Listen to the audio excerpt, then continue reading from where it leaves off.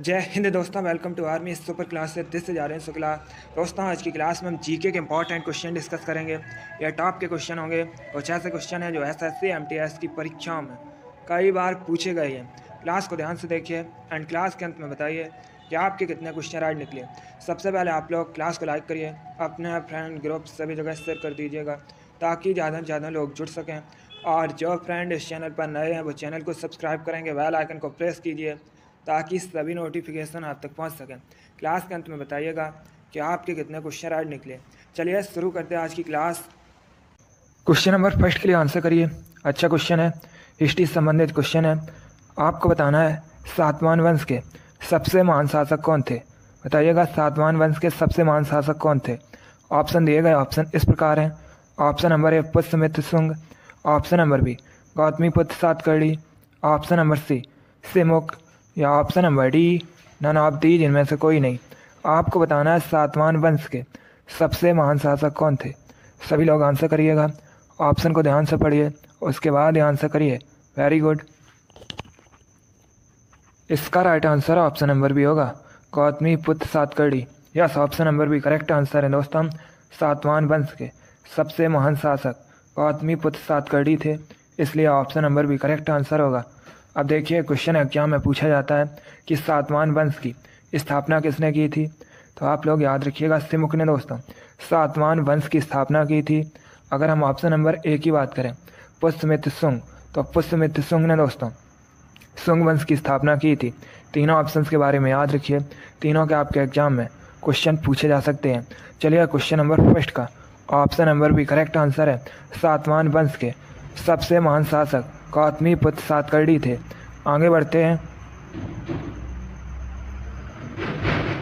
अब आंसर करिए question number 2 के लिए। ये क्वेश्चन आपके एग्जाम में पूछा हुआ क्वेश्चन है, इसी प्रकार से पूछा गया था।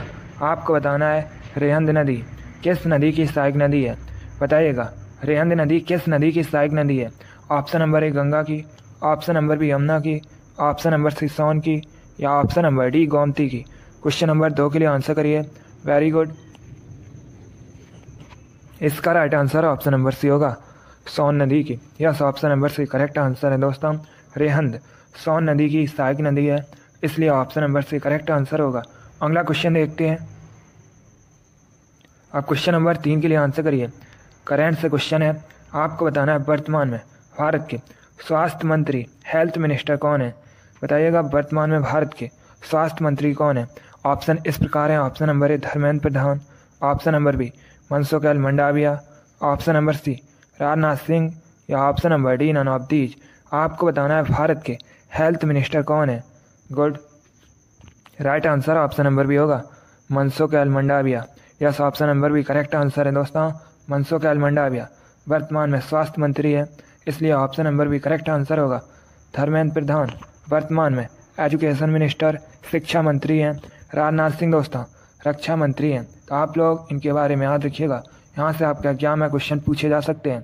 क्वेश्चन नंबर 3 का option number B correct answer है, स्वास्थ्य मंत्री मनसुख मंडाविया हैं। अगला क्वेश्चन देखते हैं। क्वेश्चन नंबर 4 के लिए आंसर करिए। क्वेश्चन है दोस्तों बौद्ध अंतर्राष्ट्रीय सर्किट निम्नलिखित में से किस शहर में है। बताइएगा बौद्ध अंतर्राष्ट्रीय सर्किट इनमें से किस शहर में है। सभी लोग आंसर करिए क्वेश्चन नंबर 4 के लिए। दोस्तों आपके एग्जाम में इसी प्रकार के क्वेश्चन पूछे जाते हैं, जो क्वेश्चन का लेवल है वो यही रहता है। तो आप लोग ध्यान से क्लास को देखिएगा। क्लास के अंत में अपना स्कोर जरूर बताइए कि आपके कितने क्वेश्चन राइट निकले। Very good. इसका right answer option number C होगा, Greater Noida. Yes, option number C correct answer है। उत्तर प्रदेश के ग्रेटर नोएडा में बौद्ध अंतर्राष्ट्रीय सर्किट स्थित है, इसलिए option number C correct answer होगा। आगे बढ़ते हैं। क्वेश्चन नंबर 5 के लिए आंसर करिए। यह भी अच्छा क्वेश्चन है। आपको बताना है कैलिफोर्निया विश्वविद्यालय कहाँ पर है। बताइएगा कैलिफोर्निया विश्वविद्यालय कहाँ पर है। ऑप्शन नंबर ए ऑस्ट्रेलिया में, बी ऑप्शन है दोस्तों ब्राज़ील में, सी यूएसए में या डी नेपाल में। आपको बताना है कैलिफोर्निया विश्वविद्यालय कहाँ पर है। यह भी क्वेश्चन आपका एग्जाम में पूछा हुआ क्वेश्चन है, इसी प्रकार से पूछा गया था। इसका right answer option number C होगा, USA. Yes, option number C correct answer है दोस्तों। कैलिफोर्निया विश्वविद्यालय यूएसए में स्थित है, इसलिए option number C correct answer होगा। अब देखिए अगर हम यूएसए की बात करें दोस्तों, यूएसए उत्तरी अमेरिका महाद्वीप के अंतर्गत आता है। यूएसए की राजधानी वाशिंगटन डीसी है। वर्तमान में यूएसए के प्रेसिडेंट जो बाइडन है और वर्तमान में दोस्तों यूएसए की उपराष्ट्रपति कमला हैरिस हैं। एक क्वेश्चन एग्जाम में पूछा गया था कि यूएसए का नेशनल स्पोर्ट राष्ट्रीय खेल क्या है, तो आप लोग याद रखिएगा बेसबॉल दोस्तों यूएसए का राष्ट्रीय खेल है। क्वेश्चन नंबर 5 का option number C correct answer है। कैलिफोर्निया विश्वविद्यालय यूएसए में स्थित है। अगला क्वेश्चन देखते हैं। अब क्वेश्चन नंबर 6 के लिए आंसर करिए। आपको बताना है किस शहर को विश्व में चमड़े के शहर के रूप में भी जाना जाता है, बताइएगा इनमें से किस शहर को दोस्तों विश्व में चमड़े के शहर के रूप में भी जाना जाता है। Option number 1 Kanpur, option number B Kolkata, option number C Lucknow या ऑप्शन नंबर डी लुधियाना। सभी लोग आंसर करिए। गुड, तुक्का मत लगाइए, ऑप्शन को ध्यान से पढ़िए उसके बाद ही आंसर करिएगा। इसका right answer option number A होगा, Kanpur. Yes, option number A correct answer है दोस्तों। कानपुर को विश्व में चमड़े के शहर के रूप में भी जाना जाता है, इसलिए option number A correct answer है। कानपुर के साथ ही दोस्तों आगरा और चेन्नई को भी चमड़े के शहर के रूप में भी जाना जाता है। अब देखिए अगर हम कानपुर की बात करें, कानपुर उत्तर प्रदेश का शहर है। एग्जाम में क्वेश्चन पूछा जाता है कि कानपुर किस नदी के किनारे बसा है, तो कानपुर गंगा नदी के किनारे बसा है। कानपुर को उत्तर भारत का मैनचेस्टर भी कहा जाता है। ग्रीन पार्क स्टेडियम दोस्तों कानपुर में स्थित है। क्वेश्चन नंबर 6 का option number A correct answer है। आगे बढ़ते हैं। अब क्वेश्चन नंबर 7 के लिए आंसर करिए। बताइएगा 7 टापुओं के शहर के नाम से किसे जाना जाता है। आपको बताना है भारत में किस शहर को 7 टापुओं के शहर के नाम से जाना जाता है। ऑप्शन नंबर ए दिल्ली को, ऑप्शन नंबर बी जयपुर को, ऑप्शन नंबर सी लुधियाना को या ऑप्शन नंबर डी मुंबई को। सभी लोग आंसर करिए क्वेश्चन नंबर 7 के लिए। डेली आपकी क्लास होती है स्पेशल आपके एग्जाम के लिए, तो आप लोग डेली क्लास को ज्वाइन कीजिएगा। वेरी गुड, बहुत अच्छे। इसका right answer option number D होगा, मुंबई को। Yes, option number D correct answer है दोस्तों। मुंबई को भारत में 7 टापुओं के शहर के नाम से जाना जाता है, इसलिए option number A correct answer है। मुंबई महाराष्ट्र की राजधानी है दोस्तों। मुंबई में बीसीसीआई का हेडक्वार्टर स्थित है। आरबीआई का हेडक्वार्टर मुंबई में स्थित है। एसबीआई का हेडक्वार्टर मुंबई में स्थित है। वानखेड़े स्टेडियम भी दोस्तों मुंबई में स्थित है। चलिए क्वेश्चन नंबर 7 का option number D correct answer है। अगला क्वेश्चन देखते हैं। अब आंसर करिए क्वेश्चन नंबर 8 के लिए। आपको बताना है देवभाषा कौन सी है, बताइएगा देवभाषा कौन सी है। गुड, जिसने अभी क्लास को लाइक नहीं किया है वो लाइक कर दीजिएगा, और जो फ्रेंड इस चैनल पर नए हैं वो चैनल को सब्सक्राइब करेंगे, बेल आइकन को प्रेस कीजिए ताकि सभी नोटिफिकेशन आप तक पहुंच सकें। देखिए क्लास को ज़्यादा से ज़्यादा शेयर भी कीजिएगा। वेरी गुड, आपको बताना है देवभाषा कौन सी है। Right answer option number C होगा, Sanskrit. Yes, option number C correct answer है। संस्कृत देवभाषा है, इसलिए option number C correct answer है। एग्जाम में क्वेश्चन पूछा जाता है कि संस्कृत इसकी लिपि क्या है, तो मैंने आपको कई बार बताया है संस्कृत भाषा की लिपि दोस्तों देवनागरी है। चलिए क्वेश्चन नंबर 8 का option number C correct answer है। बहुत अच्छे, इसी प्रकार से आप लोग आंसर करिए। आगे बढ़ते हैं। अब क्वेश्चन नंबर 9 के लिए आंसर करिएगा। आपको बताना है कारगिल विजय दिवस कब मनाया जाता है। यह भी क्वेश्चन आपके एग्जाम में पूछा हुआ क्वेश्चन है, इंपॉर्टेंट है। बताइएगा कारगिल विजय दिवस कब मनाया जाता है। बहुत अच्छे, इसका right answer option number B होगा, 26 जुलाई को। Yes, option number B correct answer है। 26 जुलाई को प्रतिवर्ष कारगिल विजय दिवस मनाया जाता है, इसलिए option number B correct answer है। चलिए क्वेश्चन नंबर 9 का option number B correct answer है। कारगिल विजय दिवस 26 जुलाई को मनाया जाता है। अगला क्वेश्चन देखते हैं। अब क्वेश्चन नंबर 10 के लिए आंसर करिए। आपको बताना है भारत में सबसे अधिक मूंगफली का उत्पादन किस राज्य में होता है। बताइएगा भारत में दोस्तों सबसे अधिक मूंगफली का उत्पादन किस राज्य में होता है। गुड, बहुत अच्छे, इसका right answer option number A होगा, Gujarat. Yes, option number A correct answer है दोस्तों। गुजरात में सबसे अधिक मूंगफली का उत्पादन होता है भारत में, इसलिए option number A correct answer है। आगे बढ़ते हैं। अब आंसर करिए क्वेश्चन नंबर 11 के लिए। अच्छा क्वेश्चन है। आपको बताना है फ्रांस का राष्ट्रीय खेल क्या है। ऑप्शन दिए गए हैं। Option number A cricket, option number B table tennis, option number C football या ऑप्शन नंबर डी बैडमिंटन। आपको बताना है फ्रांस का नेशनल स्पोर्ट क्या है। फ्रांस दोस्तों यूरोप महाद्वीप के अंतर्गत आता है। एग्जाम में क्वेश्चन पूछा गया था कि फ्रांस की राजधानी क्या है। आप लोग बताइएगा फ्रांस की राजधानी क्या है। Very good. यस, फ्रांस की राजधानी दोस्तों पेरिस है। अब आंसर करिए क्वेश्चन नंबर 11 के लिए। आपको बताना है फ्रांस का राष्ट्रीय खेल क्या है। Right answer option number C होगा football. Yes, option number C correct answer है फुटबॉल, फ्रांस का राष्ट्रीय खेल है। एग्जाम में क्वेश्चन पूछा गया था कि इंग्लैंड का राष्ट्रीय खेल क्या है, तो आप लोग याद रखिएगा क्रिकेट दोस्तों, इंग्लैंड का राष्ट्रीय खेल है। साथ में दोस्तों ऑस्ट्रेलिया का भी राष्ट्रीय खेल क्रिकेट ही है। चलिए क्वेश्चन नंबर 11 का option number C correct answer है फुटबॉल, फ्रांस का नेशनल स्पोर्ट है। आगे बढ़ते हैं। अब क्वेश्चन नंबर 12 के लिए आंसर करिए। दिवस से संबंधित क्वेश्चन है, कन्फर्म है आपके एग्जाम में 1 से 2 क्वेश्चन दिवस से संबंधित पूछे जाएंगे। इसी प्रकार के क्वेश्चन होंगे दोस्तों। बताइएगा विश्व वन्य जीव दिवस कब मनाया जाता है। आपको बताना है विश्व वन्य जीव दिवस कब सेलिब्रेट किया जाता है। सभी लोग आंसर करिएगा। Good. Right answer option number A होगा 3 मार्च को। Yes, option number A correct answer है। प्रत्येक वर्ष 3 मार्च को विश्व वन्य जीव दिवस सेलिब्रेट किया जाता है, इसलिए option number A correct answer है। अगला क्वेश्चन देखते हैं। अब आंसर करिए क्वेश्चन नंबर 13 के लिए। आपको बताना है उत्तर प्रदेश में चौधरी चरण सिंह स्टेडियम कहाँ स्थित है। सभी लोग बताइएगा उत्तर प्रदेश में दोस्तों चौधरी चरण सिंह स्टेडियम कहाँ पर है। गुड। ऑप्शन नंबर ए प्रयागराज में, ऑप्शन नंबर बी आगरा में, ऑप्शन नंबर सी मुजफ्फरनगर में, या ऑप्शन नंबर डी गोरखपुर में। गुड। आपको बताना है चौधरी चरण सिंह स्टेडियम ये कहाँ पर है। इसका right answer option number C होगा मुजफ्फरनगर में। Yes, option number C correct answer है। चौधरी चरण सिंह स्टेडियम मुजफ्फरनगर में स्थित है, इसलिए option number C correct answer है। एग्जाम में क्वेश्चन पूछा गया था कि चौधरी चरण सिंह अंतर्राष्ट्रीय हवाई अड्डा, इसे दोस्तों अमौसी हवाई अड्डा भी कहा जाता है, ये कहाँ पर है, तो ये लखनऊ में है। इसे भी आप लोग याद रखिएगा, ये क्वेश्चन आपके एग्जाम में पूछा हुआ क्वेश्चन है। क्वेश्चन नंबर 13 का option number C correct answer है चौधरी चरण सिंह स्टेडियम मुजफ्फरनगर में स्थित है। आगे बढ़ते हैं।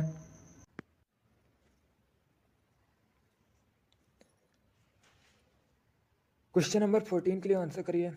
अच्छा क्वेश्चन है। बताइएगा रडार यंत्र किस काम में आता है। आपको बताना है रडार किस काम में आता है। ऑप्शन को पढ़िए और उसके बाद आंसर दीजिएगा। आपका एग्जाम में क्वेश्चन पूछा गया था कि रडार का फुल फॉर्म क्या होता है, तो याद रखिएगा रडार का फुल फॉर्म होता है रेडियो डिटेक्शन एंड रेंजिंग। अब बताइएगा यह किस काम में आता है। Right answer option number D होगा जहाज़ों की गति, स्थिति व दिशा मापने के लिए। तो ऑप्शन नंबर डी आपका राइट आंसर होगा। आगे बढ़ते हैं। क्वेश्चन नंबर 15 के लिए आंसर करिए। अब आपको बताना है रोजर फेडरर ये कहाँ के निवासी है। बताइएगा रोजर फेडरर कहाँ के निवासी है। पहली बात तो आप लोग याद रखिएगा रोजर फेडरर दोस्तों टेनिस के स्टार खिलाड़ी हैं। अब आपको बताना है इनका संबंध किस देश से है। Very good. Option number B correct answer है स्विट्जरलैंड से। Yes, option number B correct answer है रोजर फेडरर स्विट्जरलैंड के स्टार टेनिस खिलाड़ी हैं। चलिए क्वेश्चन नंबर 15 का option number B correct answer है। बहुत अच्छे। अगला क्वेश्चन देखते हैं। क्वेश्चन नंबर 16 के लिए आंसर करिए। ये क्वेश्चन मैंने अभी आपको बताया था, तो आप लोग राइट आंसर करिएगा। आपको बताना है वानखेड़े स्टेडियम कहाँ स्थित है। ऑप्शन नंबर ए मुंबई में, बी लखनऊ में, सी न्यू दिल्ली में, या डी चेन्नई में। अभी मैंने आपको ये क्वेश्चन बताया था, आप लोग राइट आंसर करिए। आपको बताना है वानखेड़े स्टेडियम कहाँ स्थित है। बहुत अच्छे। Right answer option number A होगा मुंबई में। Yes, option number A correct answer है। अगला क्वेश्चन देखते हैं। क्वेश्चन नंबर 17 के लिए आंसर करिए। अच्छा क्वेश्चन है, साइंस से संबंधित क्वेश्चन है। पहले ध्यान से क्वेश्चन को पढ़िए, उसके बाद आंसर करिएगा। गुड। आपको बताना है चांदी का, सिल्वर का लैटिन नाम क्या है। बताइएगा चांदी का लैटिन नाम क्या है। Option number A argentum, option number B aurum, option number C stannum, या option number D none of these. आपको बताना है चांदी का लैटिन नाम क्या है। सभी लोग क्वेश्चन नंबर 17 के लिए आंसर करिएगा। Very good. Right answer option number A होगा argentum. Yes, option number A correct answer है दोस्तों। चांदी का लैटिन नाम अर्जेंटम है, इसलिए option number A correct answer है। इसीलिए दोस्तों चांदी को एजी से रिप्रेजेंट किया जाता है। और सोने का लैटिन नाम है स्टेनम दोस्तों, टिन का लैटिन नाम है। तो आप लोग इनके बारे में याद रखिएगा। इन तीनों ऑप्शन से आपके एग्जाम में क्वेश्चन पूछे जा सकते हैं। क्वेश्चन नंबर 17 का option number A correct answer है चांदी का, सिल्वर का लैटिन नाम अर्जेंटम है। आगे बढ़ते हैं। अब आंसर करिए क्वेश्चन नंबर 18 के लिए। आपको बताना है मोमबत्ती रासायनिक ऊर्जा को किस में रूपांतरित करती है। बताइएगा मोमबत्ती केमिकल एनर्जी को किस में रूपांतरित करती है। ए विद्युत ऊर्जा में, बी यांत्रिक ऊर्जा में, सी ऊष्मा और प्रकाश ऊर्जा में, या डी नन ऑफ दीज इनमें से कोई नहीं। बहुत अच्छे। इसका right answer option number C होगा, ऊष्मा और प्रकाश ऊर्जा में। Yes, option number C correct answer है। मोमबत्ती रासायनिक ऊर्जा को ऊष्मा और प्रकाश ऊर्जा में रूपांतरित करती है, इसलिए option number C correct answer है। वेरी गुड, आगे बढ़ते हैं। अब क्वेश्चन नंबर 19 के लिए आंसर करिए। आपको बताना है मध्य प्रदेश का राजकीय फल क्या है। बताइएगा मध्य प्रदेश का राजकीय फल क्या है। बहुत अच्छे। इसका right answer option number A होगा, आम। Yes, option number A correct answer है दोस्तों, आम मध्य प्रदेश का राजकीय फल है। आगे बढ़ते हैं। क्वेश्चन नंबर 20 के लिए आंसर करिए। इंपॉर्टेंट क्वेश्चन है, आपके एग्जाम में पूछा हुआ क्वेश्चन है। आपको बताना है साइप्रस द्वीप कहाँ स्थित है। बताइएगा साइप्रस द्वीप कहाँ स्थित है। बहुत अच्छे। इसका right answer option number A होगा, भूमध्य सागर में। Yes, option number A correct answer है दोस्तों, साइप्रस द्वीप ये भूमध्य सागर में स्थित है। आगे बढ़ते हैं। क्वेश्चन नंबर 21 के लिए आंसर करिए। आपको बताना है कोटा किस नदी किनारे स्थित है। बताइएगा कोटा किस नदी किनारे स्थित है। पहले आप लोग बताइएगा कोटा ये किस राज्य में है। सभी लोग जल्दी से आंसर करिए। आपको बताना है कोटा किस राज्य में है, उसके बाद बताइएगा कोटा किस नदी किनारे बसा है। गुड। यस दोस्तों, कोटा राजस्थान का शहर है। अब बताइएगा यह किस नदी किनारे बसा है। बहुत अच्छे। Correct answer option number D होगा, Chambal. Yes, option number D correct answer है, कोटा चंबल नदी किनारे स्थित है। अगला क्वेश्चन देखते हैं। क्वेश्चन नंबर 22 के लिए आंसर करिए। आपको बताना है माई कंट्री माई लाइफ पुस्तक किसके द्वारा लिखी गई है। बताइएगा माई कंट्री माई लाइफ पुस्तक के लेखक कौन है। बहुत अच्छे। इसका right answer option number D होगा, Lal Krishna Advani. Yes, option number D correct answer है दोस्तों, माई कंट्री माई लाइफ पुस्तक के लेखक लाल कृष्ण आडवाणी है, इसलिए option number D correct answer होगा। अगला क्वेश्चन देखते हैं। क्वेश्चन नंबर 23 आपके सामने है। इंपॉर्टेंट क्वेश्चन है। आपको बताना है भारत के किस राज्य को मसालों का बगीचा कहते हैं। आपको बताना है भारत में किस राज्य को मसालों का बगीचा कहा जाता है। ए आंध्र प्रदेश को, बी केरल को, सी तमिलनाडु को, या डी उत्तराखंड को। गुड। इसका right answer option number B होगा, केरल को। Yes, option number B correct answer है। केरल को भारत में मसालों का बगीचा कहा जाता है, इसलिए option number B correct answer है। एक क्वेश्चन आपके एग्जाम में पूछा गया था, मैंने भी आपको ये क्वेश्चन कई बार बताया है कि केरल की ऑफिशियल लैंग्वेज क्या है। ये क्वेश्चन आपके एग्जाम में पूछा हुआ क्वेश्चन है, तो आप लोग याद रखिएगा मलयालम दोस्तों केरल की ऑफिशियल लैंग्वेज है। क्वेश्चन नंबर 23 का option number B correct answer है, केरल को भारत में मसालों का बगीचा कहा जाता है। अगला क्वेश्चन देखते हैं। क्वेश्चन नंबर 24 आपके सामने है। बताइएगा गीता रेस पुस्तक के लेखक कौन है। आपको बताना है गीता रेस नामक पुस्तक के लेखक कौन है। ए जवाहरलाल नेहरू, बी बाल गंगाधर तिलक, सी महात्मा गांधी, या डी सुभाष चंद्र बोस। आपको बताना है गीता रेस नामक पुस्तक किसके द्वारा लिखी गई है। बहुत अच्छे।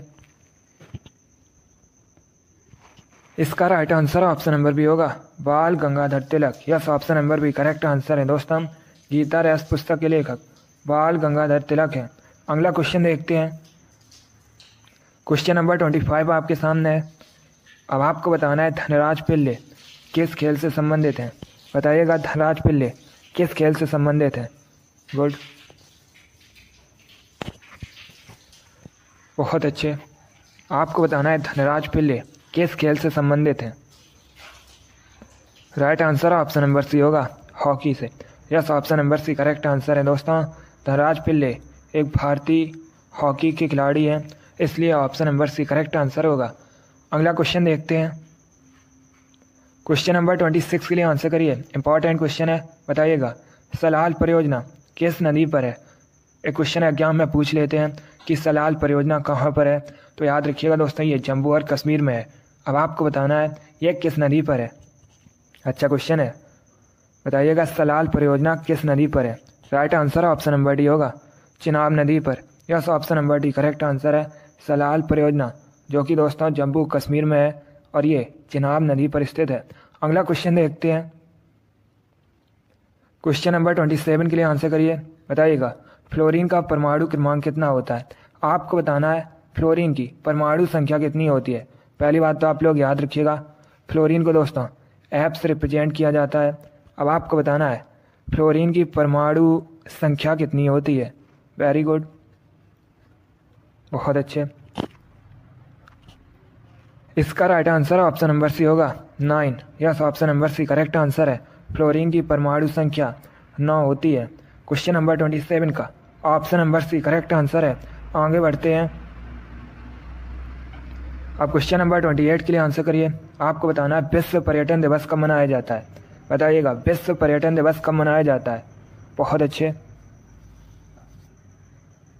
इसका right answer option number D होगा 27 सितंबर को। Yes, option number D correct answer है दोस्तों। प्रतिवर्ष 27 सितंबर को विश्व पर्यटन दिवस मनाया जाता है, इसलिए option number D correct answer होगा। अगला क्वेश्चन देखते हैं। क्वेश्चन नंबर 29 के लिए आंसर करिए। यह भी अच्छा क्वेश्चन है। आपको बताना है निम्न में से किस वेद में संगीत का वर्णन है। बताइएगा संगीत का वर्णन किस वेद में है। ऑप्शन दिए गए हैं, ध्यान से ऑप्शन पढ़िए, उसके बाद ही आंसर करिएगा। दोस्तों वेद 4 हैं, ऋग्वेद, अथर्ववेद, सामवेद, यजुर्वेद।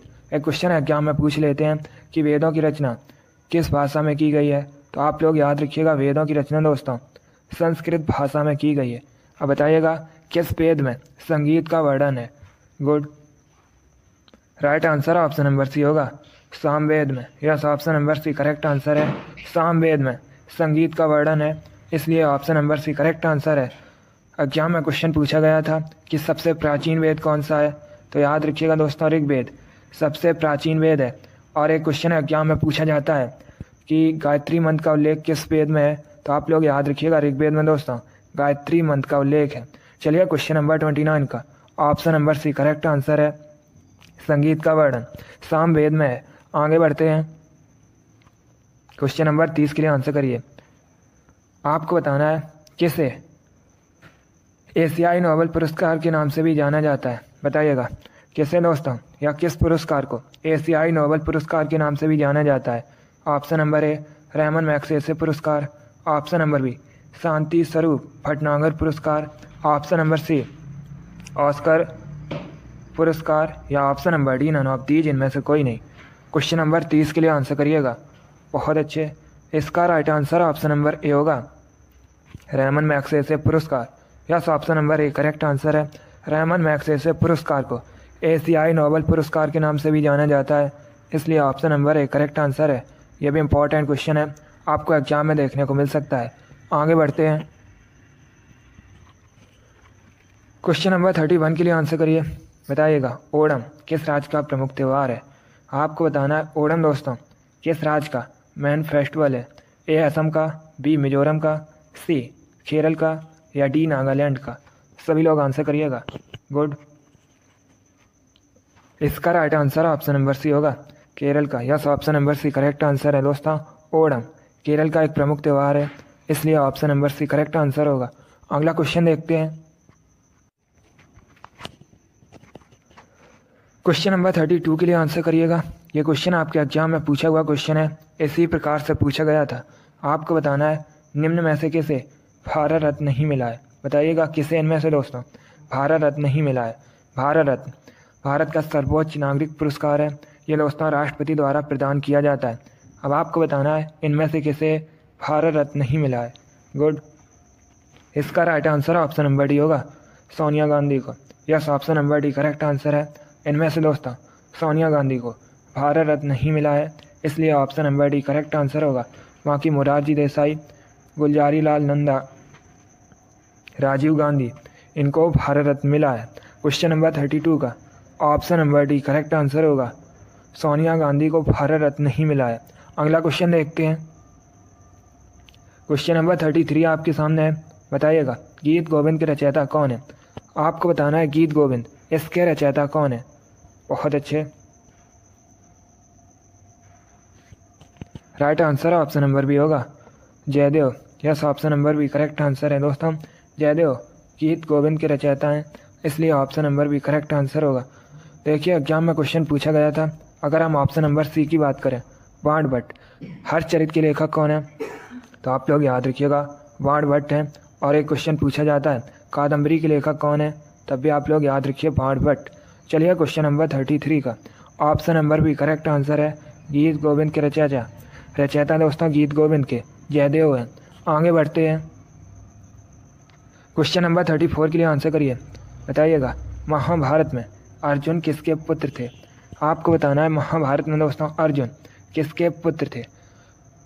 एग्जाम में क्वेश्चन पूछा जाता है कि महाभारत को और किस नाम से जाना जाता है, तो आप लोग याद रखिएगा महाभारत को दोस्तों जय संहिता के नाम से भी जाना जाता है। एक क्वेश्चन और पूछ लेते हैं एग्जाम में कि महाभारत का युद्ध कितने दिनों तक चला था, तो याद रखिएगा 18 दिनों तक दोस्तों महाभारत का युद्ध चला था। अब बताइएगा आप लोग महाभारत में अर्जुन किसके पुत्र थे? Right answer option number B होगा, पांडु का। Yes, option number B correct answer है। आगे बढ़ते हैं, क्वेश्चन नंबर 35 के लिए आंसर करिए। आपको बताना है भारत में किसान दिवस कब सेलिब्रेट किया जाता है? ये भी अच्छा क्वेश्चन है। आपको बताना है भारत में किसान दिवस कब मनाया जाता है। क्वेश्चन नंबर 35 के लिए आंसर करिएगा। इसका right answer option number A होगा, 23 दिसंबर को। Yes, option number A correct answer है। प्रतिवर्ष भारत में 23 दिसंबर को किसान दिवस मनाया जाता है, इसलिए option number A correct answer होगा। क्वेश्चन नंबर 35 का option number A correct answer है, भारत में 23 दिसंबर को किसान दिवस सेलिब्रेट किया जाता है। बहुत अच्छे दोस्तों, वेरी गुड गुड गुड। चलिए दोस्तों, आज की क्लास में हमने जीके के 35 इंपॉर्टेंट क्वेश्चन डिस्कस किए with extra fact. I hope आप सभी को ये क्वेश्चन समझ आए होंगे। सो लाइक करिए, शेयर करिए।